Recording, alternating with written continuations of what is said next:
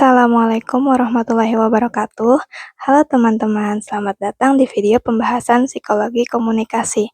Perkenalkan, nama saya Amara Dia Larasati dari Fakultas Psikologi Universitas Muhammadiyah Profesor Dr. Hamka.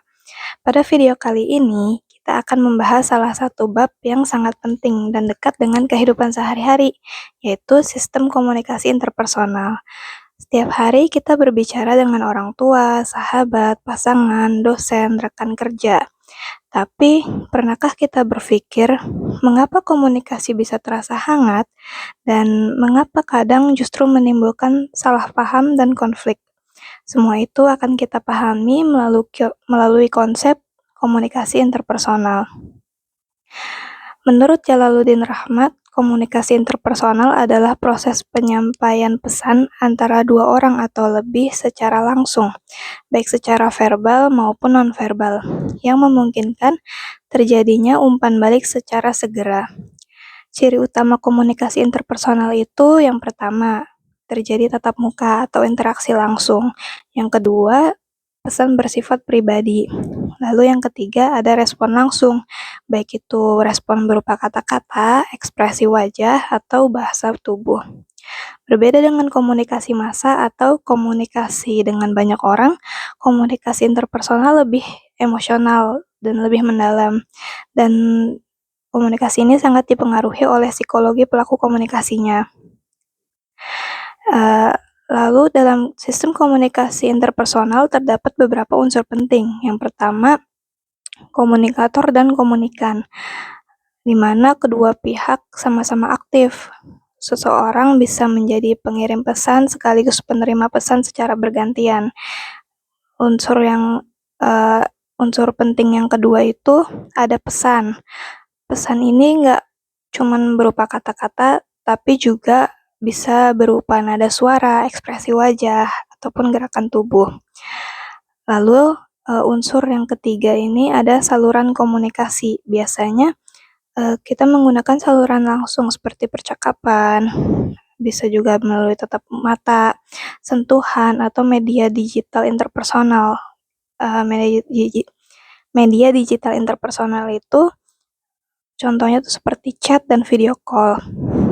Lalu unsur yang keempat ini ada feedback atau umpan balik. Lalu unsur yang kelima ada konteks psikologis dan sosial. Konteks psikologis dan sosial itu unsurnya kayak emosi, sikap, pengalaman masa lalu, dan hubungan antar individu juga sangat memengaruhi gimana hubungan antar individu itu bisa mempengaruhi makna dari pesan. Jalaluddin Rahmat menekankan bahwa komunikasi interpersonal tidak pernah netral. Di dalamnya itu ada proses psikologis. Yang pertama itu ada persepsi interpersonal, di mana kita menafsirkan orang lain. Kita menafsirkan orang lain ini bisa berdasarkan yang pertama itu ada penampilan, lalu ada cara bicara, dan pengalaman sebelumnya. Kesalahan persepsi ini sering terjadi menjadi sumber konflik dari komunikasi yang biasanya itu konflik komunikasi. Lalu proses psikologis dalam komunikasi interpersonal ini yang kedua ada konsep diri, gimana cara seseorang berkomunikasi sangat dipengaruhi oleh bagaimana ia memandang dirinya sendiri. Orang dengan konsep diri positif ini cenderung lebih terbuka, lebih percaya diri, dan lebih asertif. Sebaliknya, konsep diri negatif bisa membuat seseorang jadi defensif atau menarik diri. Proses yang ketiga, ini ada atraksi interpersonal. Kita lebih mudah biasanya tuh lebih mudah berkomunikasi dengan orang yang pertama yang kita sukai, terus kita anggap mirip dengan diri kita, dan orang yang memberi penghargaan atau penerimaan. Ini menjelaskan mengapa komunikasi dengan teman dekat terasa lebih nyaman dibanding dengan orang asing. Komunikasi interpersonal sangat berkaitan dengan kualitas hubungan. Menurut Jalaluddin Rahmat, komunikasi yang efektif ditandai oleh yang pertama itu ada keterbukaan, yang kedua ada empati, Yang ketiga, sikap mendukung, sikap positif, dan kesetaraan.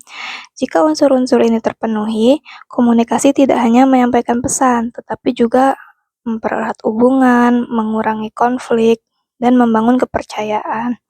Sebaliknya, komunikasi interpersonal yang buruk dapat menimbulkan salah paham, konflik berkepanjangan, dan jarak emosional. Contoh nih dalam kehidupan sehari-hari, misalnya dalam hubungan orang tua dan anak, ketika orang tua hanya memberi perintah tanpa empati, anak mungkin patuh, tetapi hubungan emosionalnya jadi renggang.